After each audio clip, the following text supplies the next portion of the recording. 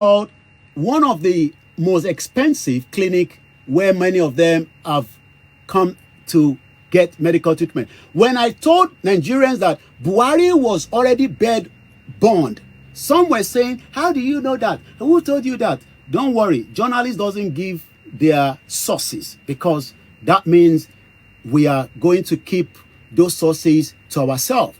But what I can tell you that whether Buhari died on Wednesday, whether he died today, whether he died 8 years ago, the closure of Buhari is something that many Nigerians will never understand, especially during the COVID. We saw different patterns, different images, different videos, different ways of Buhari being presented to Nigerians.